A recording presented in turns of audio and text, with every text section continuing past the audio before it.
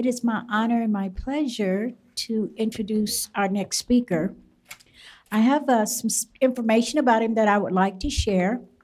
So let's get started. Building the security capability and responsiveness to address cyber security threats has become increasingly important given the rapidly changing landscape. Not only do organizations need to be equipped to detect threats earlier, so to minimize damage, they also need to have the capability to properly investigate, contain, and eradicate these threats in order to be truly effective. A well-designed threat management program is not built only on technology alone, but rather on understanding what your organization's business and security requirements are prior to deploying a threat management service. In this presentation, Patrick Hayes, Managing Director for Above Security, will identify the recommended methods for properly gathering requirements and arriving at the best decision for your specific environment. Security, relevant impact. Please help me welcome Patrick Hayes. Patrick Hayes. Thank you. I'm still getting used to that name. Who here remembers me as Securus? Anybody? Okay, so we were bought a couple times actually, just for clarity for the folks in the room. So we're actually a Hitachi company now. So for anybody that's interested in size and scope and scale, even though we all grew up as security architects within the world of Securus, we are now backed by a global leader in Hitachi. So for anybody that's following the news, maybe we didn't make news the first time that we were acquired, but this time that we were acquired, we'll certainly make some news. So anybody that's confused about whether I'm with a new company or not, I'm not. I'm still with Securus. We've just rebranded to Above Security, and now we're owned by Hitachi. So that was my only commercial today. So what I wanted to talk to you about today, outside of that beautiful description that marketing wrote for my presentation,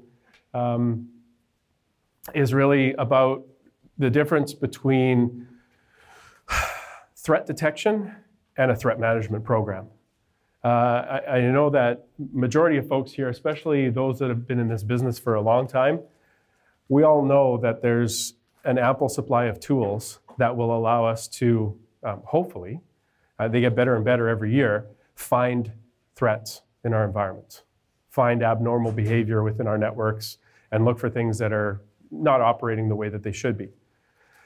That's really only a piece of the puzzle. Right? And so what I wanted to talk through is a couple of scenarios that we see frequently that I've seen personally as a CIO in my past, and now as a consultant and working with my clients here with this company, of what a threat management program will look like, or typically looks like in most organizations right now, and how we might look at that in a different light, how we might change that.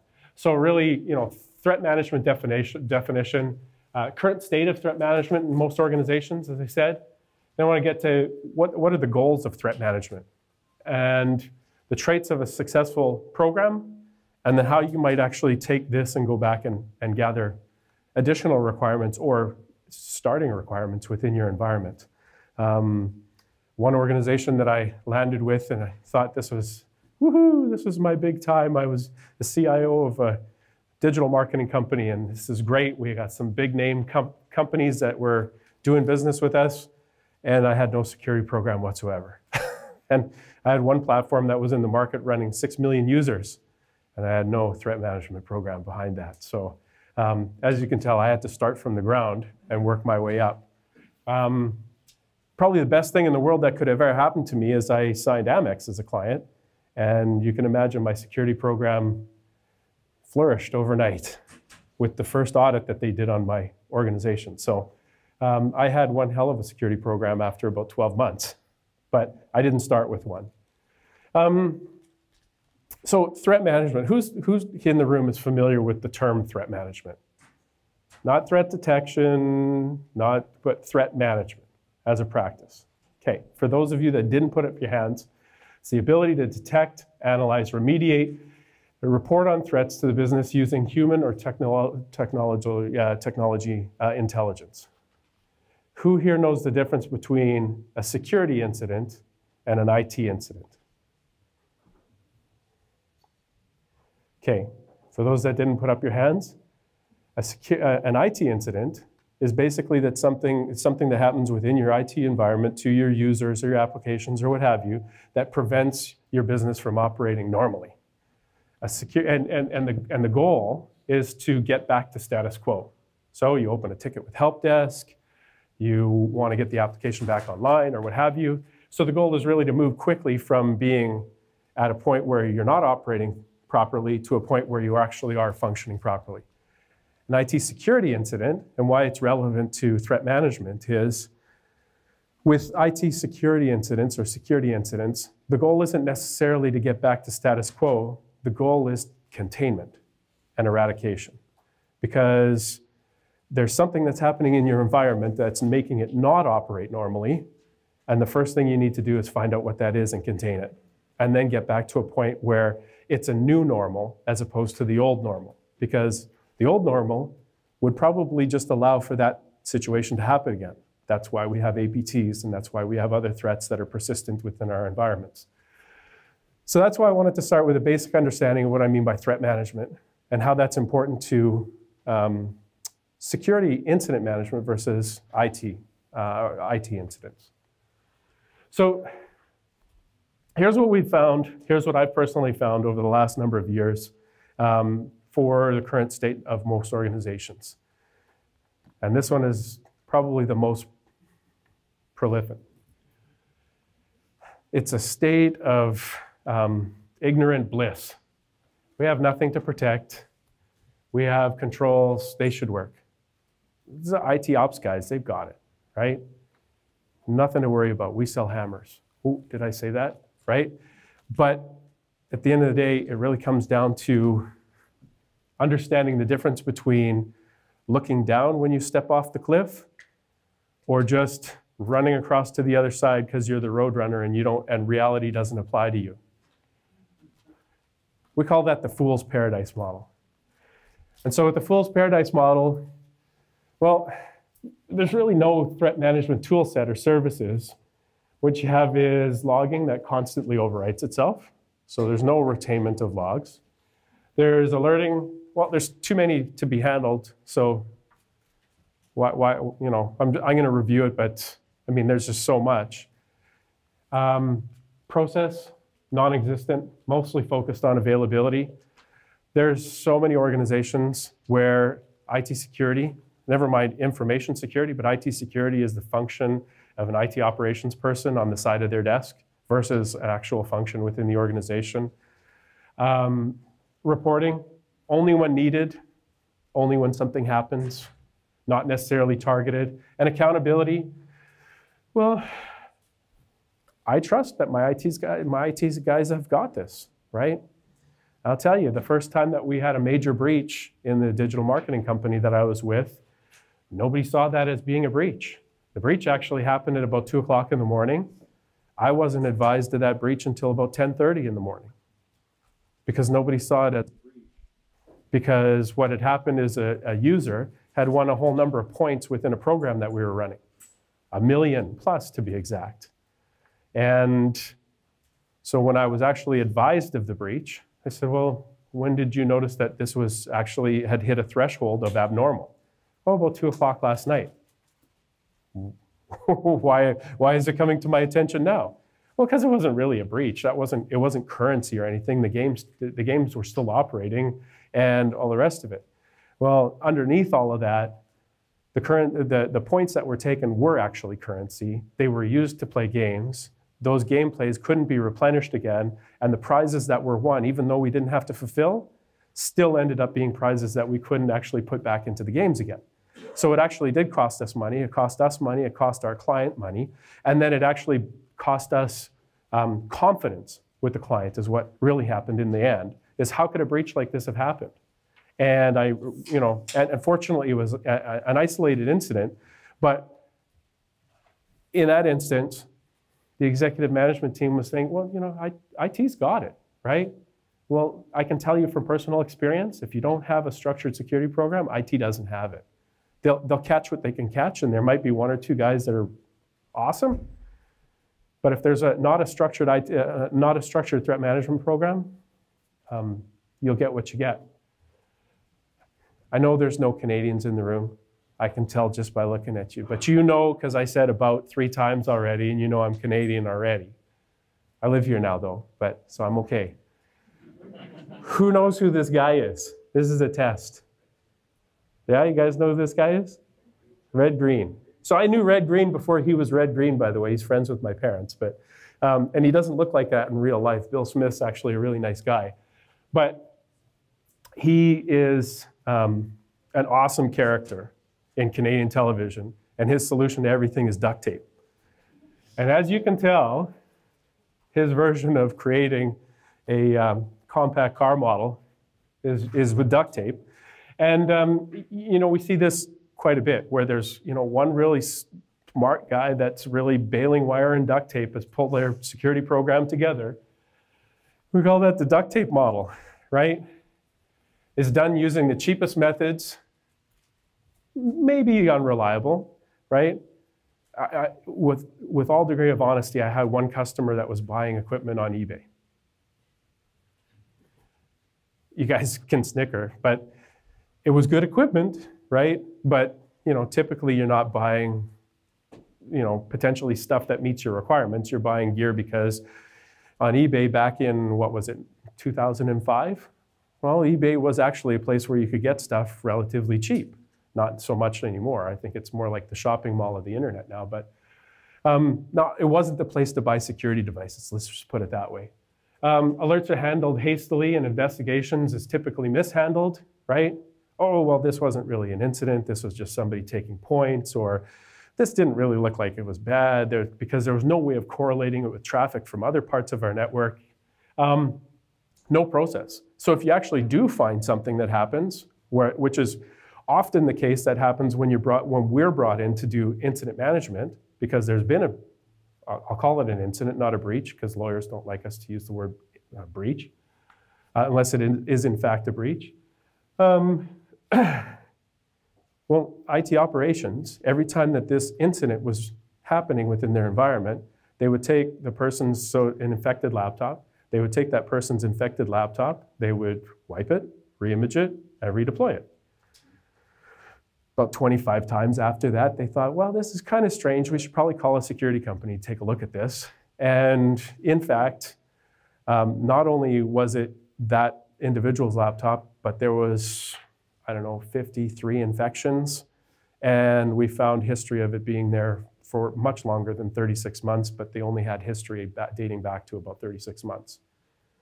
So it was definitely an APT, and because of the way that they were actually dealing with the incident, because there was really no process defined for how to deal with incidents, we actually had to isolate and reinfect a part of their network just to understand how the malware operated.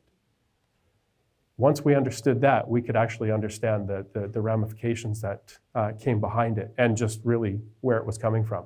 So having a process is a good thing.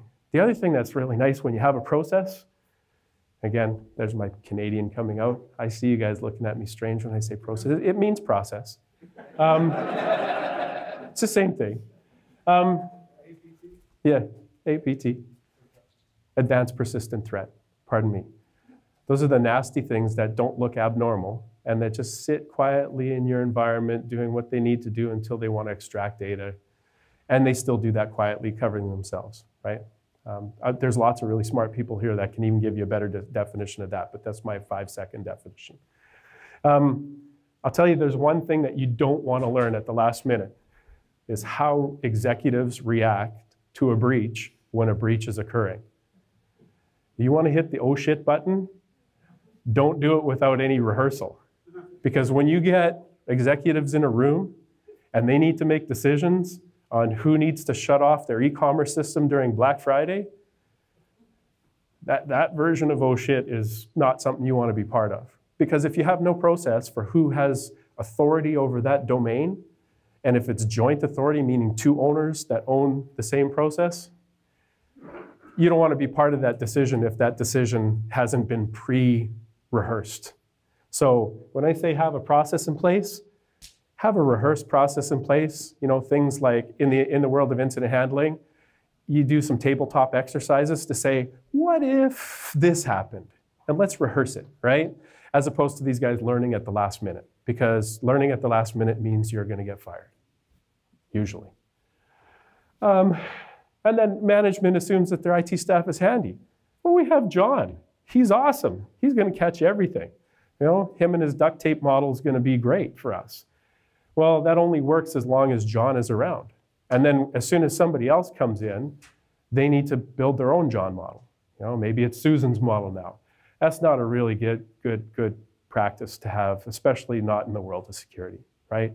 There are some really good control frameworks out there that can be adapted to every type of business. I suggest you find and you use one. And we'll talk about that a little bit more later.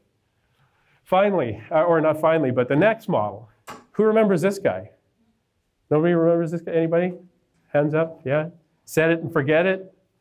Rotisserie chicken. Yeah, that's all coming back, right? Hey, it was about 2 o'clock in the morning, right? And you just came back from the bar and you're like, oh, I gotta watch TV. And the Ronco guy, his best chicken ever. You just pop it in there, set it and forget it, and we're all good. Well, security doesn't work that way. And I don't care what tool vendor you talk to, and I think a lot of them are getting better and better and better at it as we mature. There's an ample supply of tools that will help you detect things that are abnormal in your environment. There are very, very few, if not none, that will do anything about it once they do detect it, because that takes human intervention. So there's no set it and forget it. So when you think about that, well, done automatically on expensive hardware. I had a client that moved to the Cadillac of security information and event management platforms. It was the Cadillac. It was the Cadillac at the time.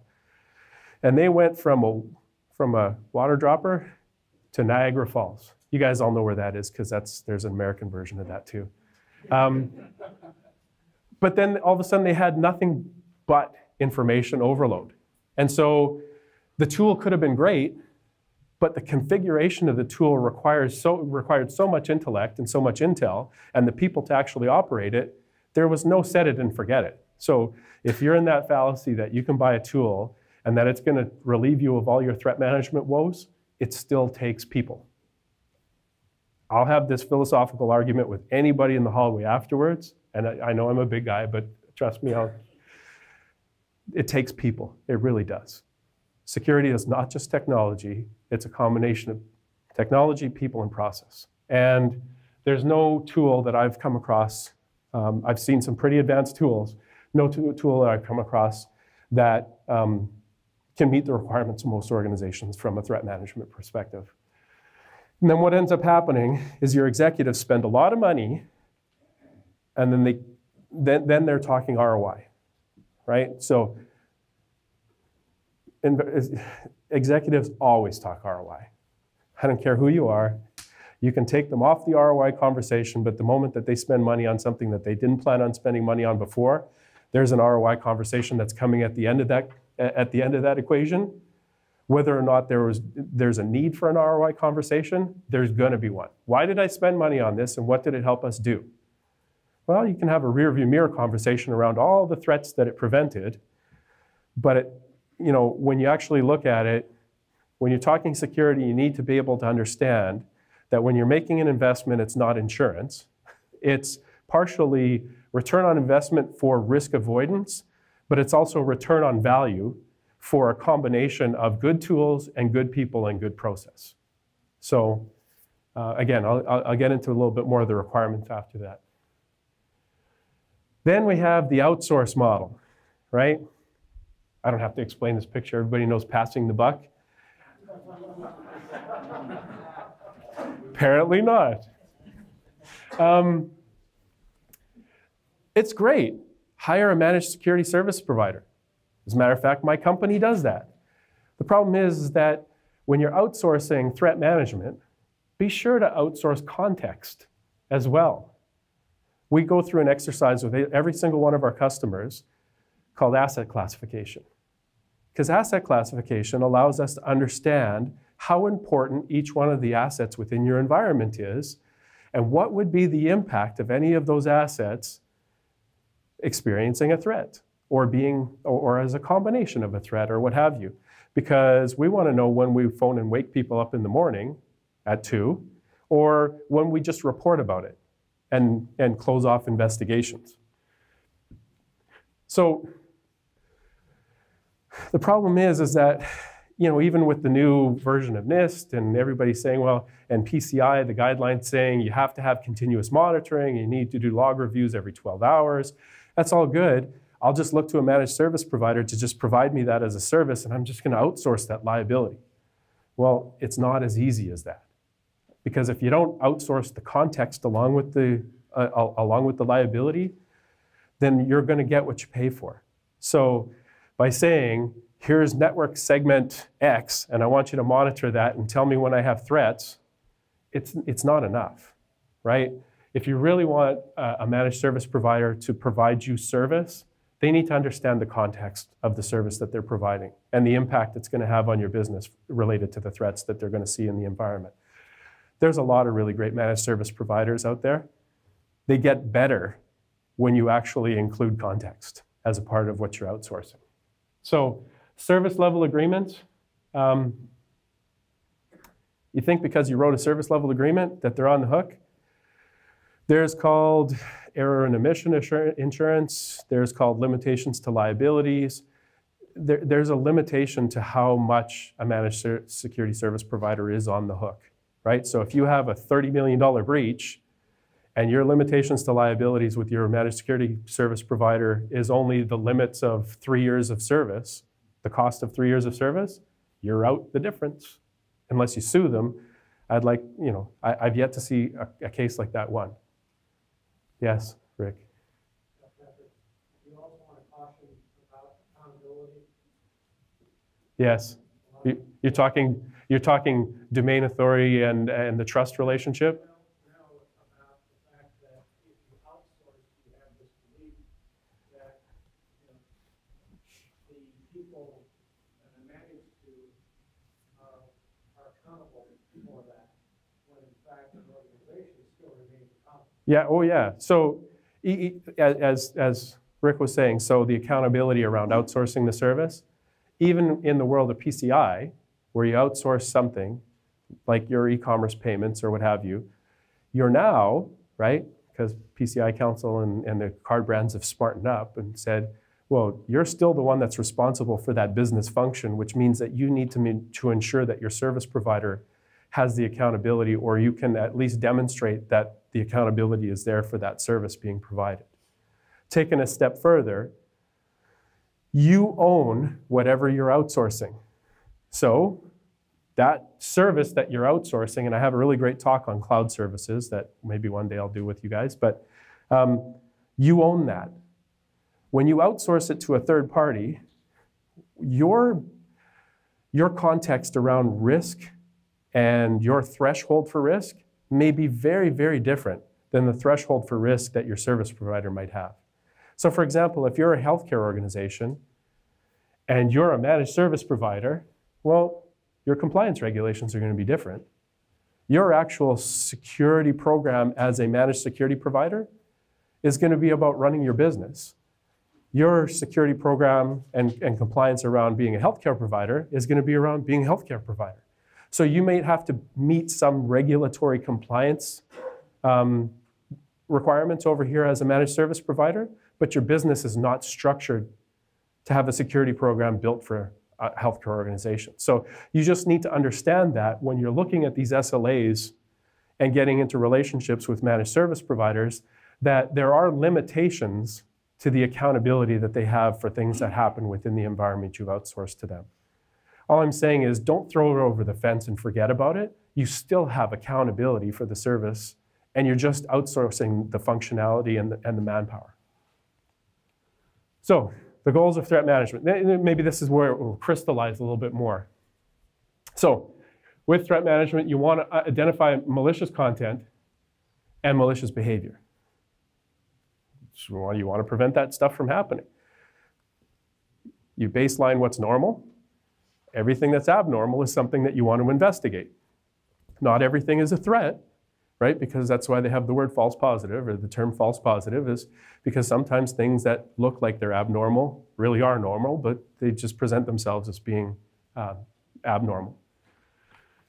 You also want to ensure that the content detection occurs for all architectural levels, not just in your network. Lots and lots and lots of major banks that I've worked with, not in this country, didn't even have IDS, intrusion detection. We're operating on firewalls. So anybody that felt bad about their security program, you can feel a little better right now, at this moment. And threat management isn't just looking at the perimeter. It really isn't. I mean, there's a lot to do there. Don't get me wrong, you still want to look at that. But it's also still understanding what threats are coming in on your platforms and on your applications. Because it's not just about the perimeter anymore. Ensure appropriate controls are in place between security domains. I just wrapped up an engagement with a client about a month ago. They said, do a risk assessment on my identity access management environment. And in about the first 5 days, I went back and I said, well, I'm done. They said, oh, well, you said it was going to take 180 hours. I said, no. You have a flat network, and you have no data classification. I don't care what you implement. You have no identity management service that is going to meet the needs of your environment, of your business. Because you have a flat network, and you have no classification of data. I'll repeat that. So sensitive data is sitting on servers with any other kind of data in a flat network that anybody can get to once they get past the initial gate. So build segments, classify your data. Then let's talk about how you want to actually provide access to those things. So it's important to understand that, especially in the places like critical infrastructure, healthcare, I mean, it's all critical infrastructure, but people always seem to associate critical infrastructure with oil and gas for some reason. But healthcare is critical infrastructure. Financial services is critical infrastructure because it all relates to our way of life and the impediment of our way of life. Anything that happens to financial infrastructure affects us. If it happens to oil and gas, it affects us. There is an effect to us. And so segmenting, creating segments between critical systems and non-critical systems is extremely important. That way you can actually enforce the right level of policies and the right level of threat detection. Triage alerts for priority and context. What do I mean by that? Well, if the intern who's working on a co-op, if their laptop is infected, but their only access is to the marketing database versus your payroll system, has signs of abnormalities, I'm probably going to escalate the payroll system versus the intern's laptop. I'll investigate both, but the level of priority I'm going to put around those is going to be very different. That's why it's important to have that contextual classification of those assets. On top of that, being able to correlate data from one area of the organization to the other, from network to applications to platform, will give you a more holistic picture of what the threat is really presenting itself as. Because independently, it may show as a false positive, or independently, it might just look like a singular brute force attack, but what's happening over here and what's happening over here. And if you don't have a whole picture of what's going on within your environment, your ability to detect threats is going to be limited. Ensure activities are indicative of an attack and escalated to the appropriate resources. Again, so when I was talking about having a plan, in the world of in the world of IT incidents, when there's something that happens and help desk is alerted, and if the person that's picking up the phone on help desk doesn't know the answer to the question, well, it could either be go for time or it could be, reaching out to friends through chat or whatever. But it's like you expand and you try and find the answer as quickly as possible to get back to a status quo. In the world of security, however, what you want to do is you want to be able to access subject matter experts, or you want to be able to access expertise within a limited bubble of people, because you wouldn't really want to expose your security tickets across an entire organization, right? There was one very large oil and gas company I was working with. They outsourced their help desk function, and they wanted to put their security tickets on ServiceNow. And I said, well, is there any segmentation on ServiceNow, since it's people in India and China that are picking up the phone when desktop users are having issues? Oh, no, there's not. It's all our tickets are all there. So, well, you have a 70% contractor base. I'm not really sure I would put my security tickets onto your help desk ticketing system. So when I'm saying about escalation and communication, it's about the right escalation and the right communication. So you want to know who you're reaching out to for help, because the goal is containment, not status quo, especially with security incidents. And then providing a proper handoff for incident handling and response teams. So if anybody here has worked with either law enforcement or litigators, chain of custody is extremely important when it comes to managing security incidents. If you mishandle chain of custody, it makes it very, very difficult to enforce civil or criminal litigation. Because somewhere in that chain of custody, you could have lost control of the documents, lost control of the evidence, and if that comes out in litigation, then the evidence is typically useless. So it really comes down to how you actually manage the collection of data, the transport of data, and the documentation, right? If there's any software developers in the room, I'm sorry, I know you guys all hate documentation, but when it comes to this, documentation is extremely important, because managing chain of custody is very, very important to managing incidents within a threat management world. Traits of a successful threat management monitoring program. Well, as I said, asset classification. If you know what's there, and you know what needs the greatest level of protection versus which you have the least amount of risk tolerance for, it makes it a lot easier for you either internally to ask your security team or your IT ops team to pay closer attention to that, to better monitor threats around that, than it would be if you say, here's the slush, you guys tell me if something's going on, right? This is probably one of the single most difficult things that an organization has to do the first time, is asset classification. If anybody's actually gone through that successfully, I applaud you, because security alone isn't enough to really drive this, especially if it's a large organization. I mean, again, back to the same oil and gas company I was working with,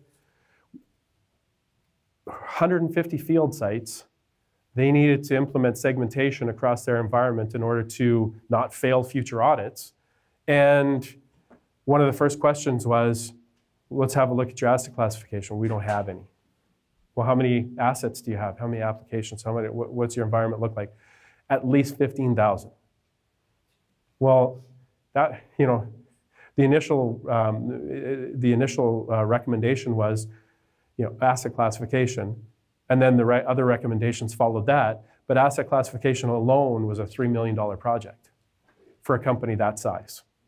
So the way around it was we focused on critical assets, and we really targeted in over there. So we made asset classification work for us, because we only looked at the things that were very, very important to the business versus everything, right? The next is threat and risk. So if anybody's gone beyond just a vulnerability scan of their environment, you'll understand that risk isn't just the vulnerabilities that present themselves in your technical environment. They also are gaps within your controls, right? So process controls or technology controls. The one thing that I'll say when we're talking about a slide like this is every organization has inherent risk. Every organization, whether you're healthcare, whether you're oil and gas, whether you're a retailer, the risk that comes with being that type of business is called inherent risk. What you have that's left over after you apply your controls and your technology and your processes is called residual risk. And if you don't know what your residual risk is, you should probably do an assessment of your environment. Every single client, including myself before I came here, this is such an amazing experience to look at your environment through the eyes of risk and see what see what's left over. Then you can actually put a plan together to say, well, I have 3 or 4 things that are in very high. I have, a dozen things that are in high. I have, 24 things that are in medium, and all the rest of it's in low. Well, now I can say, maybe I didn't need those next-gen firewalls. Maybe I actually needed to deal with this 4 things of high risk, and maybe I structure my security projects into the next year differently based on what I understand as being my risk from the gaps within my controls and the technical gaps and vulnerabilities that exist in my environment. So I won't belabor this, but I will tell you that if you haven't done a thorough vulnerability and risk assessment of your environment, the experience alone is definitely worth the very low cost of doing that, whether you do it yourself or whether you hire somebody to help you. Network zoning. So again, make sure that you have your network set up in such a fashion that you can actually you can manage your threats based on particular types of zones, right? Again, I won't belabor it, but you certainly wouldn't want to have your control systems like your PLCs, your pipeline control systems, or your pipeline flow systems, and your Microsoft file print services in the same zone, because one would clearly be introducing vulnerabilities into the other, and it's not the pipeline control systems that would be introducing vulnerabilities. So you want to be able to segment your environments and be able to monitor based on those segments. The second is, as I said, incident response versus security response, right? So the goal of an incident response is to get you back to status quo, right? And there's steps to do that: preparation, detection, diagnosis, repair, recovery, resolution. Get me to status quo as quickly as possible. Security response, however, is containment, analysis, and eradication. It's a race to containment when you're talking about security incidents, not a race to status quo. So when you look at the difference, it all really comes down to the diagnosis, the analysis, and the containment eradication. Because status quo is a new status quo in the world of security. Because if you had a virus or malware or something like that infecting your network, if you return it to status quo, well, it's going to infect your network again, right? Maybe you'll put something in front of it, maybe you'll put in a new firewall policy, but it's still going to have the opportunity to present itself again unless you fully contain, eradicate it, and maybe create a new status quo where that couldn't happen again, right? That's patching and remediating vulnerabilities. So when it comes to gathering requirements, so when you're thinking about it, a lot of people see threat management as being a very technical thing. Surprisingly enough, management and executive use this stuff, the information that comes from it, far more than you ever think they could find valuable with it, or value with it. So when you're actually gathering requirements around the service, well, how should it be architected, right? And security and operational. So maybe that's one and the same within your organization. Maybe it's not. Maybe it's separate. Operations, network operations, the application services team, those guys, they're the ones that fix stuff. Security is there to provide guidance on what's not normal and how to fix stuff and when they've found stuff that needs fixing. Now I'm talking from a large organization perspective. Now in a small organization, maybe that's the same 4 people. But at the end of the day,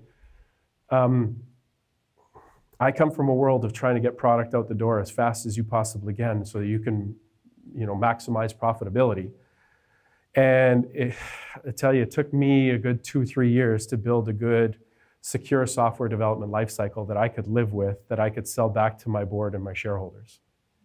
And it actually paid off in the long run because we had less bugs to remediate, we had less downtime, we had less security incidents, but it was only because I actually went through a process of getting to that state. And so identify the existing controls, define whether the organization will be able to handle the service outputs. So if you actually do get a threat and it is detected, or if you do discover a vulnerability, are you going to be able to remediate it? If your vulnerability remediation time is 6 weeks, well, that might not be acceptable if another heartbleed is found or another major vulnerability like that is found. Will operational teams be leveraged and define the service levels and flow? So what happens when a threat comes in? What types of service levels do we expect if we discover another heartbleed? Is that high priority and everybody needs to put all hands on deck patching those vulnerabilities?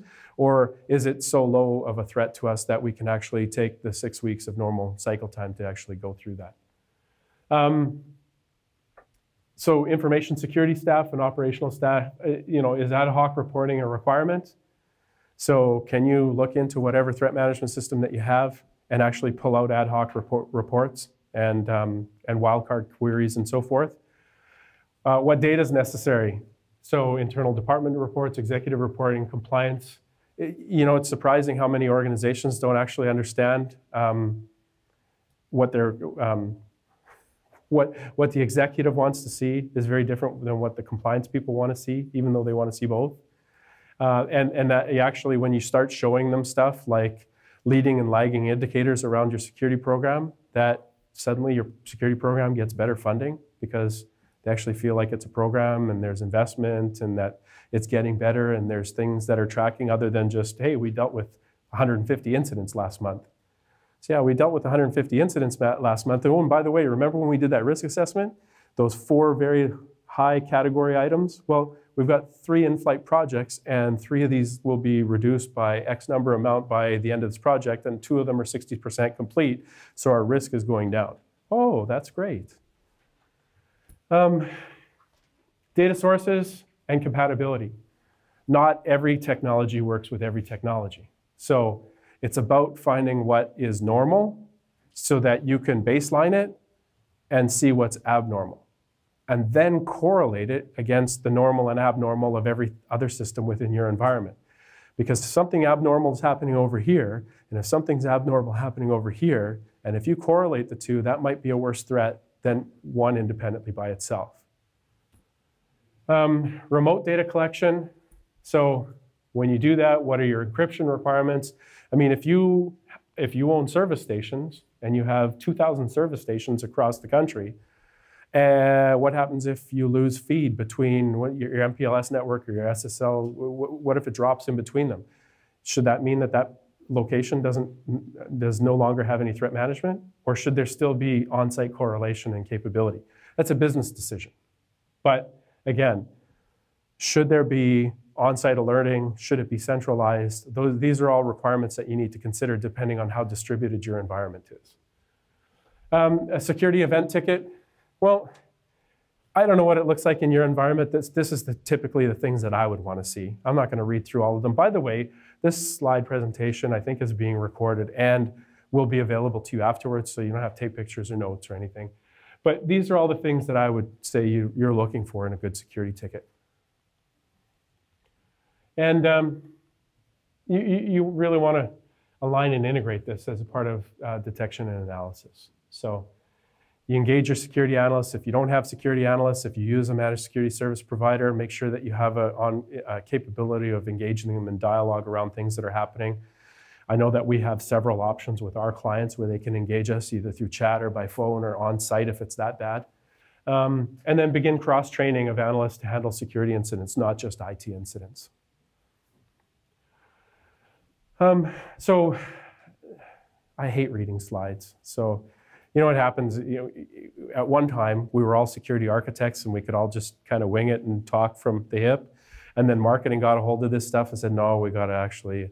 So what I'm going to tell you is that a well-designed security program or well-designed threat management program doesn't just take the technology into account. It actually takes the understanding of what level of risk the organization is willing to accept.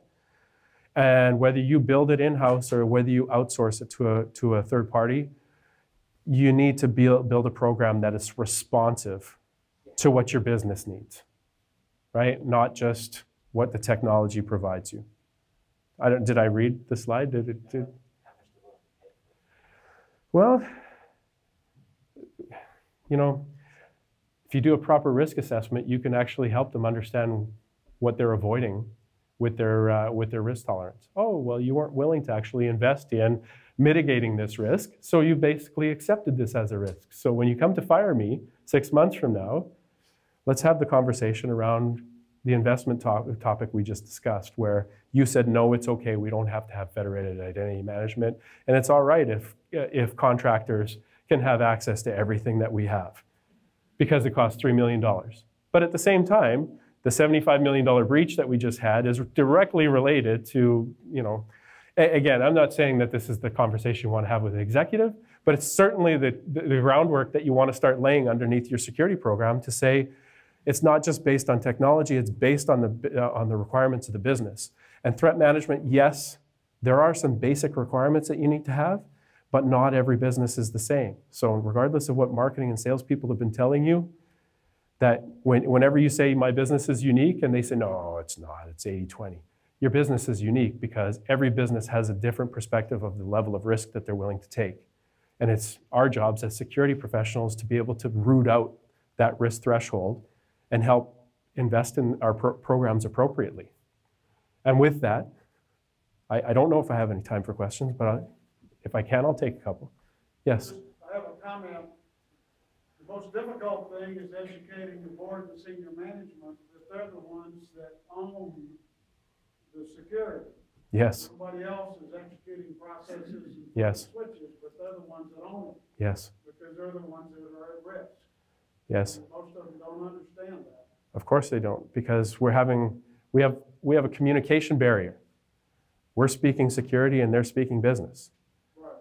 And they're one and the same, because businesses inherently take risks in order to be competitive and be in business.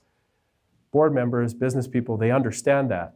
And so we need to change our language so that it speaks to that. So I'll give you one really quick short example where we were talking about asset classification in an oil and gas company. And I said, with this particular application, who owns it? Oh, well, that's Bob Jones owns that. He's a guy in SCADA Systems IT. Bob doesn't own it. Bob manages it. Bob is the trustee. He's a custodian. If this application, SCADA Vantage, we'll call it, if this application goes down and you need to replace it, I mean replace it, who's cutting the check? Who's writing the check behind all the business case and everything to replace this application? Oh, well, that's 3 different VPs. There's your business owners. So now, how do you communicate the risk around these assets to those business owners? And that's the language we need to learn. Because if we don't understand what risks exist in our environment, we don't have the opportunity to have the conversation with business executives around what's acceptable and what's not acceptable. And that's where they make the decision to say, you want me to spend $5 million on your security program? Yes, it's directly tied to these 3 things that you said were completely unacceptable for you in our environment, and that's what it's going to cost. If you say we're not going to do it, that means you're accepting that this risk is going to exist until you do. I'm not saying it's going to be a pleasant conversation. I'm not saying it's going to have a positive outcome. I'm just saying it's a very different conversation than saying I need new Palo Alto firewalls. No insult meant at Palo Alto because they make great stuff. But it's a very different conversation than saying we need to replace our firewalls to next gen, because it's a harder conversation to have. I'm not sure if but communication's a barrier. You're preaching to the choir, as we say down south. Anything else? If anybody wants to take me up on that hallway conversation, you're welcome. No, I'm going to be wandering around and stuff, and if you want to talk to me about this, you're more than welcome to approach me. And I appreciate your attention, I appreciate your time, and I hope you enjoy the rest of the conference. Thank you.